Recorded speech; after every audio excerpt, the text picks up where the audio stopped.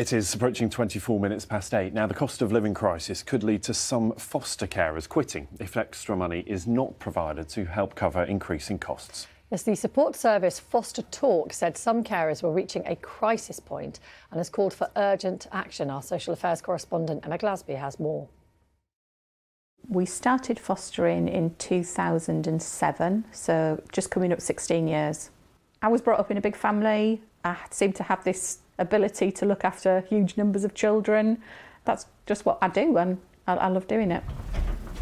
At their home in Scarborough, Jakki and her husband are foster carers as well as bringing up their own children. They take in foster children long term, in emergencies, and often look after traumatised children with extra needs. But Jakki's concerned foster care allowances are not covering the rising cost of living. Foster carers are already subsidising these children's lives.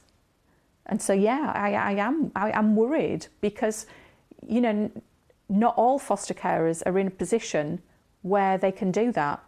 And we are already so short of foster carers. You've got to worry for the children that are coming into care. Where do they go? Fostering payments vary. Jakki fosters for North Yorkshire County Council. For a child aged between 5 and 10, she gets £195 a week to cover costs. For 11 to 15-year-olds, it's £242. It's to cover food, possibly school meals, clothing, transport to school or family visits, toiletries, pocket money, days out, internet, perhaps a mobile phone. It's also for activities like swimming, football or gymnastics, which Jakki says are vital. These children often have very low self-esteem, they suffer from anxiety. They need these things probably more than your own children do, because they need outlets that are creative, something that they can find that they're good at. But if you're not in that situation where you have additional income from whatever, those things are just going to have to stop. So the children suffer? So the children suffer, yeah. The government says no foster carers should be out of pocket because of the support they provide, but told us that fostering service providers are responsible for setting their own payment structures using the national minimum allowance. North Yorkshire County Council told us that in October it took the unusual decision of increasing fostering payments for the second time this year because of concerns about rising costs. More than 70% of children in care are in foster placements, but many older carers are leaving and it's a struggle to replace them. Some foster carers can have jobs, but Jakki looks after extremely vulnerable children and says working would be impossible. Some children are awake all night, some children abscond.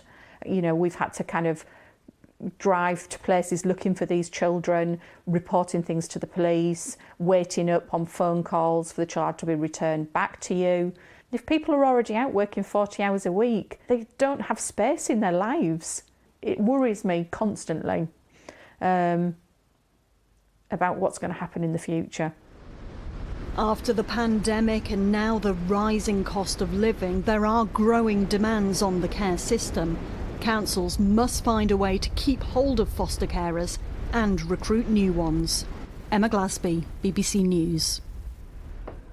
Well, we can speak now to Rachel Cole from FosterTalk, a service which provides support to foster carers. Rachel, good morning. I think the first thing to say is that foster carers are a breed of their own, aren't they? Incredible the work they do to support these very vulnerable children often. Good morning, Rachel. I would definitely agree. I would say that foster carers actually are like superheroes in their own community.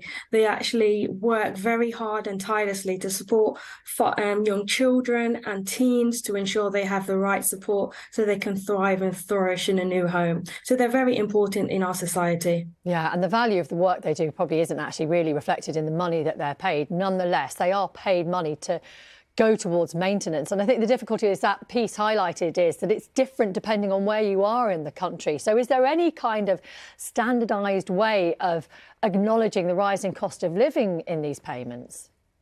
At the moment, this is the real problem that we are seeing, that foster carers throughout the country and in different regions are receiving different payments, and it's very, very difficult for them. We conducted a survey of nearly over 4,000 foster carers, and what we found, 92% felt financially worse off than last year. And what is really, really quite concerning is that 18% are currently in debt because of these rises. If you see more carers leaving the system, what kind of problem does that cause? I don't know what the gap of number of foster carers that's required across the country is at the moment. Well, at the moment, we already at a deficit. We are not recruiting enough foster carers, and we are seeing more and more foster carers leaving the sector. So the retention rates aren't very good. And as your reporter said earlier on, foster care is an ageing community, that most of the foster carers are over 50, over 60. At the moment, we're going to see a 25,000 deficit of foster carers in the next 4 years if we don't rally together and try and do something about it. Yeah, none of this is... Yeah, sorry. No, I was just going to say none of this is going to particularly encourage people who are thinking about going into foster care. Are there benefits that you can talk about that would encourage people to even consider it as an option for them and their families?